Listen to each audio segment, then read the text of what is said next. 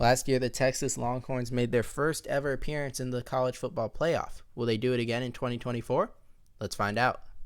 The strengths of this team are in their quarterback room, not only with returning starter Quinn Ewers, who's one of the best quarterbacks in college football, but also in backup Arch Manning, who I would say is likely the best backup quarterback in college football and extremely talented. The strengths are also in their offensive line, led by Kelvin Banks Jr. They have what I think is likely a top 5 offensive line in the country. Maybe the best in the SEC. Alabama's is very good. LSU's is very good. Georgia's is very good. SEC in general has a lot of really good offensive line play. Now we go into the weaknesses. I think there's some question marks in the interior of the defensive line, just because you're losing Sweat and Murphy, who were both NFL draft picks and really, really good for Texas. That basically just stopped any run game that other teams tried to do. But now the run game might open up more for opponents of Texas. And then running back, you just lost C.J. Baxter for the year. And you lost another running back for the year as well, who was projected to get some carries in the backfield. Getting into game-by-game predictions, Texas opens up with a home game against Colorado State, a team clearly at a talent deficit, and Texas should clearly beat them, setting up a huge Week 2 game in the Big House against the reigning national champions, the Michigan Wolverines. And this game just really reminds me of last year's road game at Alabama. Alabama's bringing in a new quarterback who's dynamic running the ball, but still questions throwing the ball. That could be the case if Michigan starts Alex Orji. And then Alabama improves later in the year and is a threat by the end, but in Week 2 is not quite as good, or not as quite good as Texas. And I see a lot of similarities here, and that's why I'm going to give Texas the win trepidatiously, because I think Michigan still has a top 10 defense. I think it's the best defense in the country still, but at the worst top 10, that I think could give Texas offense problems, who's also bringing in some new players, especially in the receiver group. And then I think Texas has, like I talked about, some weaknesses on the interior of the D-line potentially. And I think Michigan's going to want to run the ball a lot. So with the home field advantage and I think an ability to run the ball pretty well, I think Michigan's going to keep it close at the worst. And I was very close to giving them the win.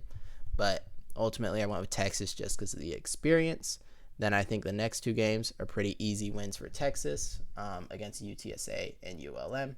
Before their first ever SEC game, and it's a pretty favorable one. You start off SEC play with a home game against one of the, what I would say is a bottom 3 team in the SEC this year, and I think Texas wins it. They're more talented, better on offense and defense, and at home.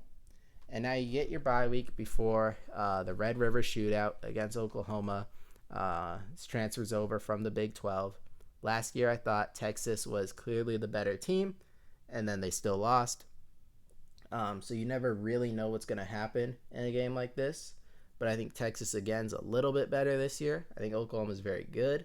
But I think Texas is a little bit better. And I don't think they're going to lose 2 years in a row while having the better team. So I'm going to give them the win. And now you set up huge, colossal showdown with the Georgia Bulldogs. At this point, Texas is 6-0. Probably at worst, ranked 4th in the country, maybe higher. Georgia's probably around there as well. This could potentially be a top 4 matchup. You got Quinn Ewers versus Carson Beck. You got 2 great O-lines.